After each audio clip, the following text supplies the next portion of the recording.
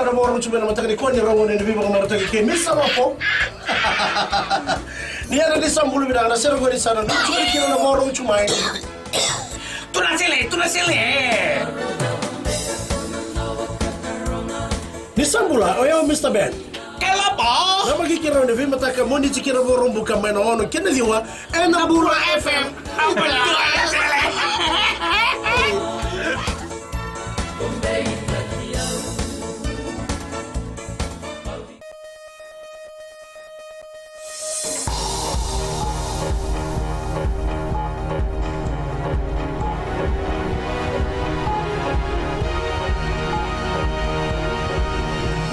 Good evening, this is FBC News. I'm Jackie Spate. In this bulletin, 2 men appear in court in relation to cocaine bust near Lautoka. Prime Minister Voreqe Bainimarama says Fiji to join Asian Infrastructure Investment Bank. An Attorney General says interim EPA does not include Fiji's demand for further exports.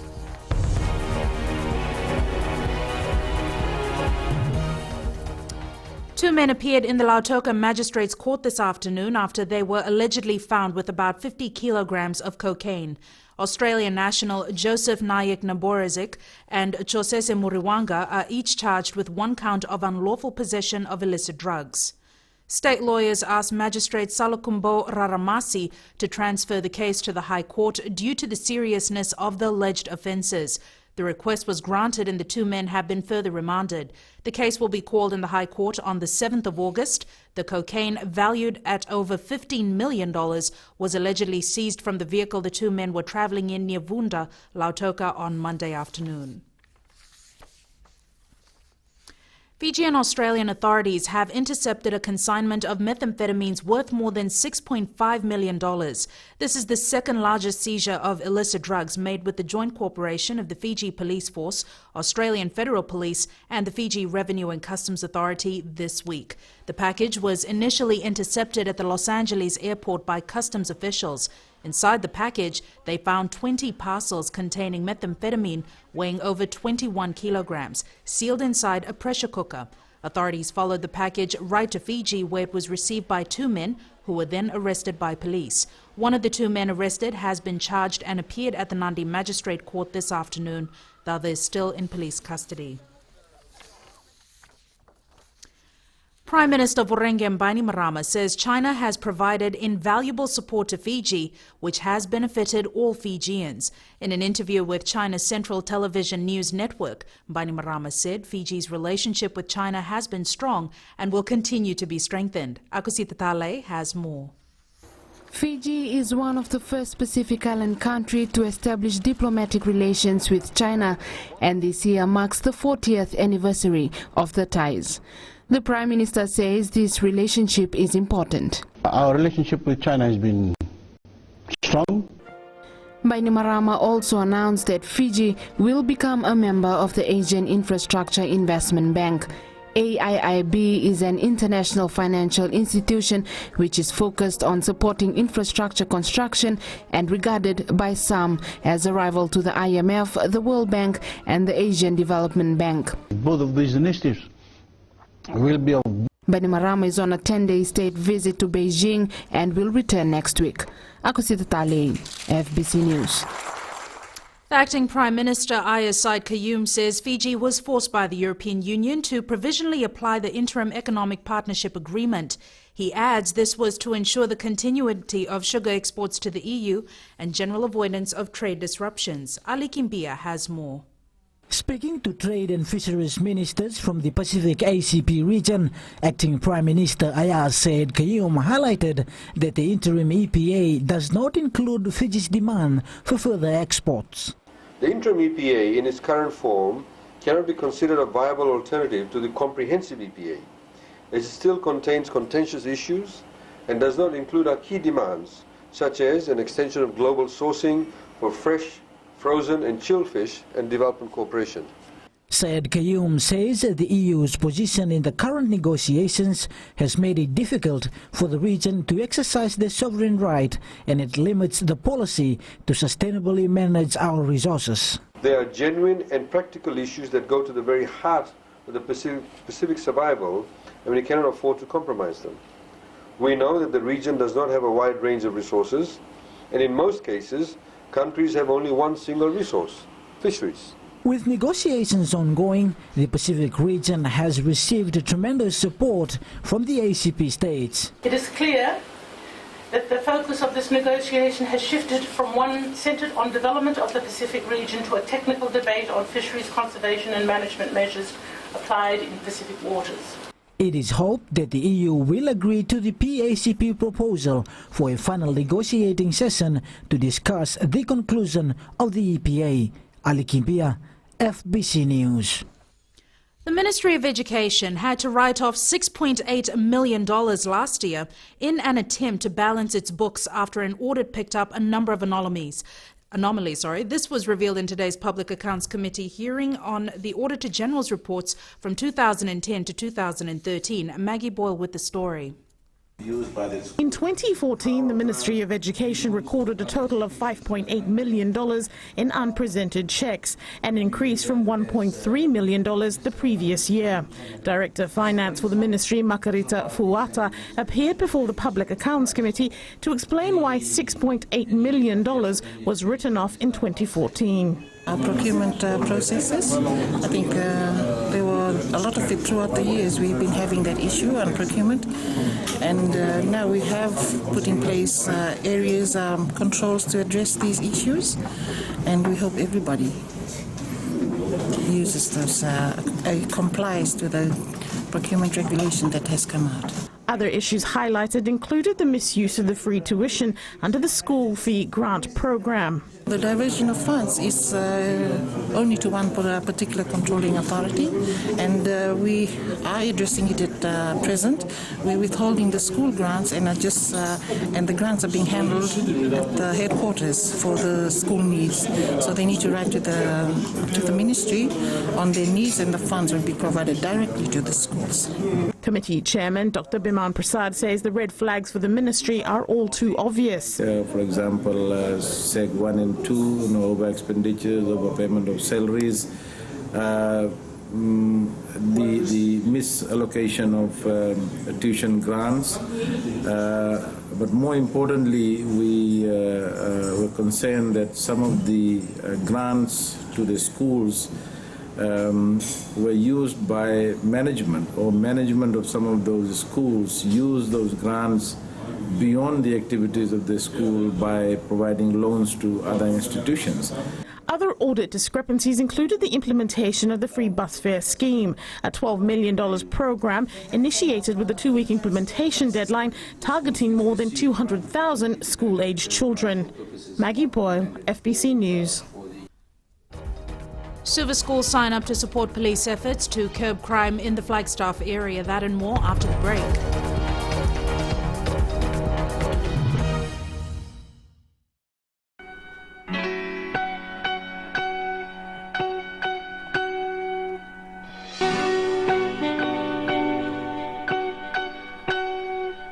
If you just joined us on the System After Dark, this is a homegrown number courtesy of E3 and Cracker. Bulla, how's it going? I'm D, your host on the System After Dark, right here on Today FM. Today's hit music. You can catch me weeknights at 7 p.m. That's from Monday to Friday, only on the home of Today's hit music. And don't forget, that's D with you every weeknight on the System After Dark.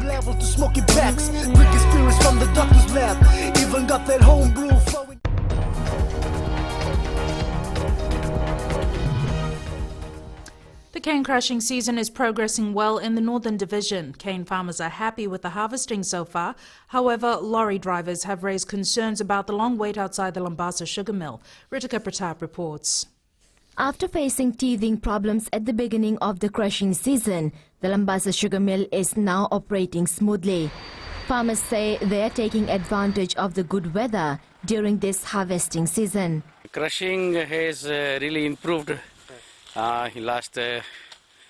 from last few weeks, and the mill has picked up, and I've seen people are just harvesting everywhere, and there are also a bit of labor shortage here and there. Crushing season is progressing well. Last week the mill performance was not good, however it has picked up this week. I have already harvested 520 tons of cane until now. Meanwhile, lorry drivers are singing a different tune with regards to the harvesting and cane delivery to the mills. We are in a very bad situation currently. We bring our lorry loaded with canes early morning and have to wait until night, or at times until tomorrow for it to be offloaded. The mill operation is really bad. Here the crushing is very poor. Before the last year, we just do only one load per day. And we come early in the morning. We go about 4 o'clock next day in the morning. Some farmers are still facing labor shortage as they find mechanical harvesting expensive. Farmers say mechanical harvesters do not have any contract with the Fiji Sugar Corporation, and apart from charging high price, they pull out without giving notice to the farmers. Ritika Pratap, FBC News. The National Fire Authority has so far attended to 202 rubbish and bushfire incidents. In the Western Division alone, NFA has attended to 120 such incidents, which is a concern. The NFA is warning the public to help prevent bush, grass and sugarcane fires, as most parts of the country is facing dry weather. Chief Fire Officer John O'Connor says the Western and Northern Divisions are experiencing prolonged dry weather condition, and any type of burning during this time can easily get out of control. O'Connor says burning of rubbish in cane fields have led to the destruction of homes and properties in the past. 7 schools in Suva are now declared Flagstaff Schools and Police Neighbourhood Watch Zones. The schools located in Flagstaff will work with the community and police to fight against criminal activities in the designated zone. Savara Tumbua has more. Signboards such as this one will soon be erected at the respective schools in the Flagstaff area.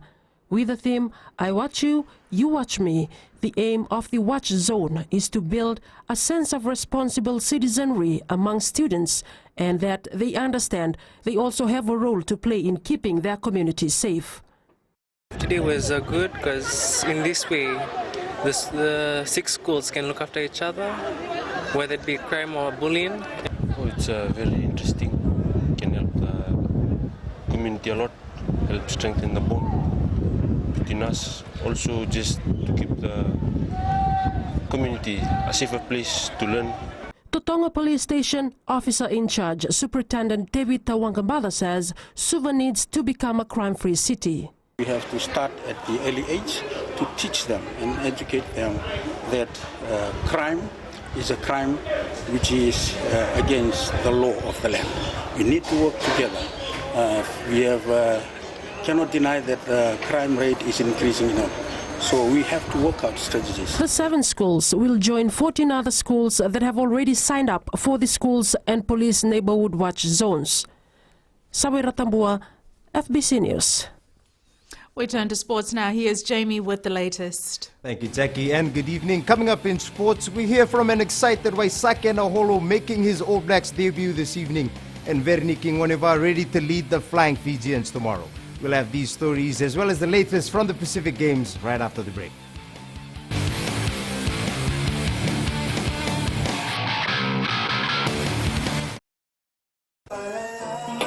Gold FM, only the classic hits. Beautiful song from the group Firehouse and When I Look Into Your Eyes. Before that, you heard from Smokey Robinson with One Heartbeat.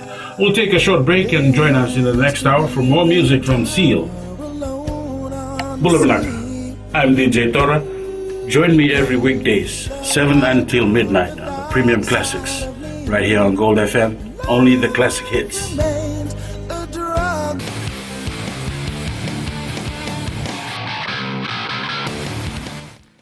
Welcome back to FBC Sports.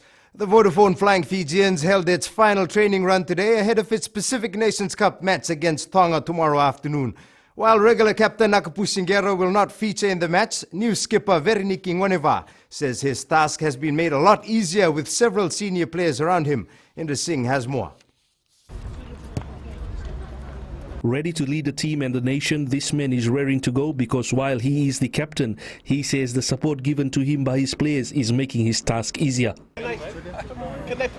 Yeah, for me, nothing much to say for the boys because all the boys, they know what the game is gonna come for tomorrow, and most of the experienced players like Sunya Koto, Dominico, and other boys in the team, so they know. They make the job easy for me for tomorrow. He knows Tonga will bring its usual trait of brutal rugby to the paddock tomorrow afternoon. Exactly, we know that they're gonna bring like physical game tomorrow, but I think we have to match them. So we expect, they're gonna come hard and because they want to win, and for us we want to win. So it's gonna be a tough game for us tomorrow. His mentor has given his skipper the thumbs up to lead the side for the very last time on home soil this season.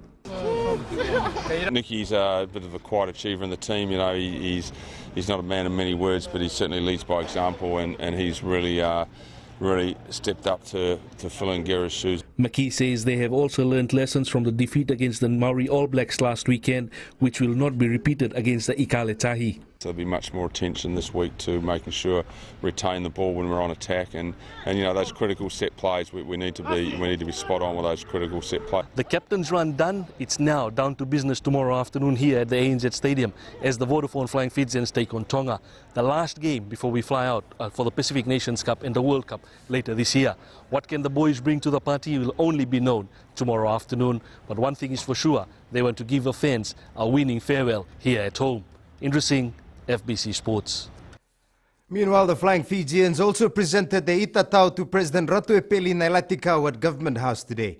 In his speech to the national side, the president did not mince his words when reminding the team of the gravity of its mission at hand and the expectations of the people they represent. You're going to play Samoa and Japan. No game of Fiji 15 from here on in is a minor game.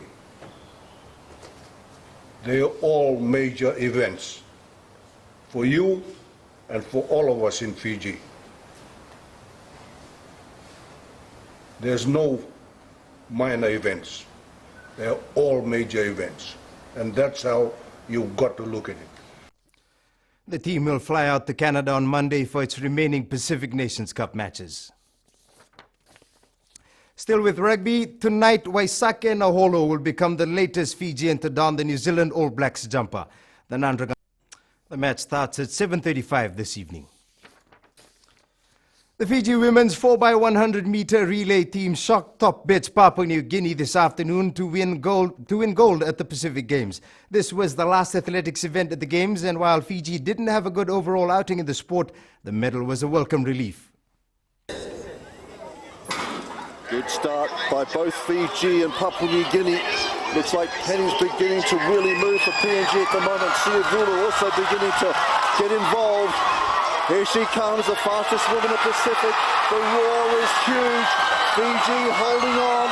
Tamalevu there trying to do her best. Is it enough? Whistle hands over. Third leg now. The lead is absolutely crucial. This is a new girl to the team, Monagi. Fiji beginning to hunt them down. Kwairula got to get going. She's got to set it for home. Here comes Bessie. Bessie beginning to move for Fiji. Kwairula lifting the huge crowd. Bessie doing enough. Fiji's going to do it. Fiji it is. Bessie over Kwairula. It's Fiji 1, PNG 2, New Caledonia in third place. Meanwhile, the men's 4x100 meter team had to settle for silver with PNG crossing the line first. A good start, pretty even start at the moment. No major moves at the moment, apart from perhaps in lane number 3. That's Pino, gone extremely well. He's going to hand over to Stone. Looks good. No red bands at the moment. Stone beginning to motor down the back straight. He's got to try and give his man Whistle as much as he can. Third legs now. Papua New Guinea in the lead. The stagger suiting them, but they're going to need as much as they've got because Whistle seems to have gone early. Good change, no red flags. Here comes Benuve, here comes Whistle. Benuve motoring. Papua New Guinea going to bring it home. PNG have done it. He's held off Benuve. Great teamwork by PNG. Meanwhile, last night, Fiji's sprint king Benuve Tambakaudoro set a new Pacific Games record in the 200-meter event.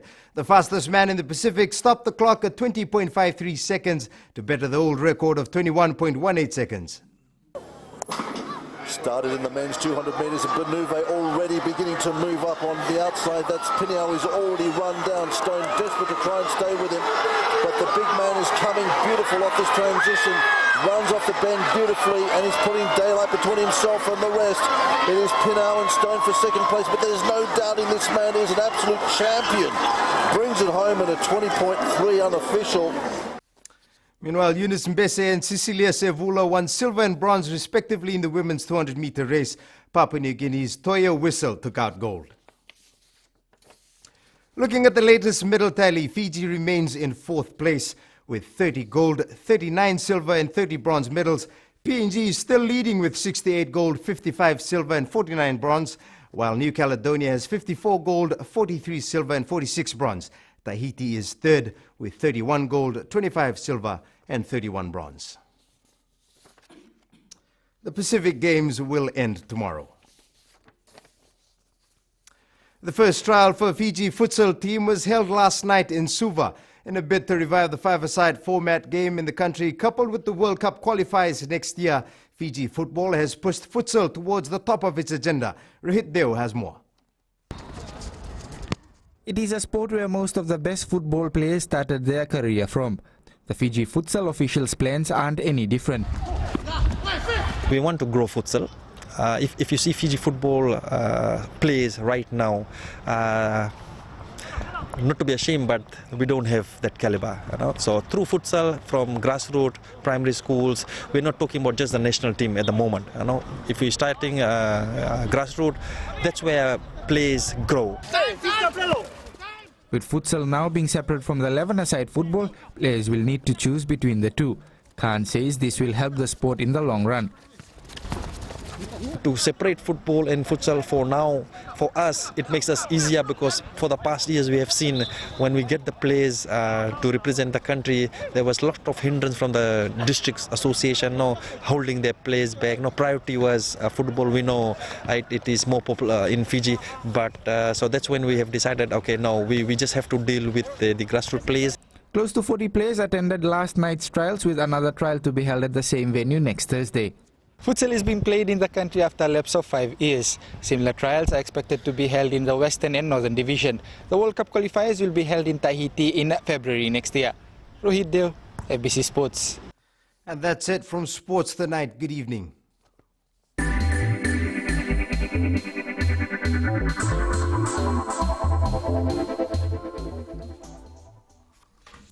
Telecom Fiji has made a profit of just over $18 million after consecutive losses over the last few years. It also handed over $5 million to parent company Amalgamated Telecom Holdings this afternoon. TFL Chief Executive Motilal De Silva says the results is owed to cost reduction, increased revenue, effective use of resources and organizational restructures. The company says it will continue to enhance infrastructure and services to meet customer demands.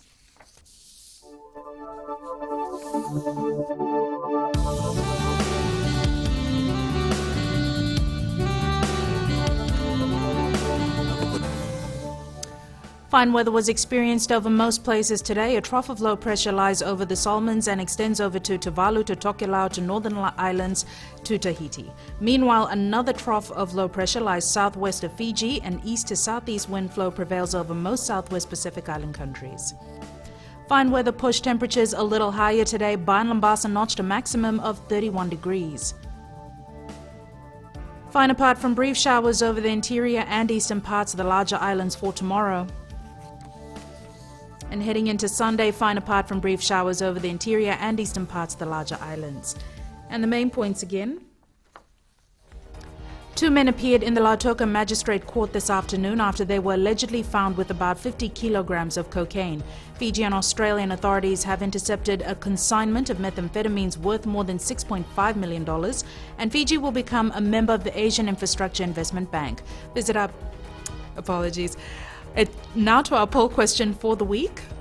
We're asking, should operating hours of nightclubs and bars be reviewed? Visit our FBC website to take part.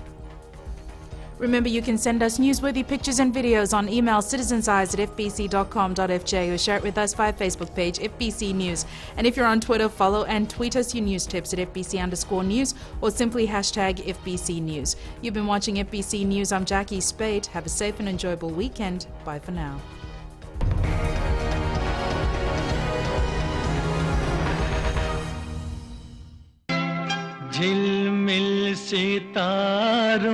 घर संसार में आपका स्वागत है।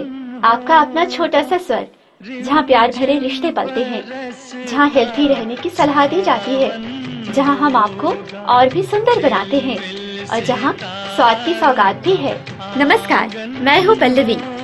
सोमवार से शुक्रवार 9 से 12 तक रेडियो फीजी 2 देश की धड़कन पर घर संसार में शामिल रहिए मेरे साथ। ऐसा सुंदर सपना अपना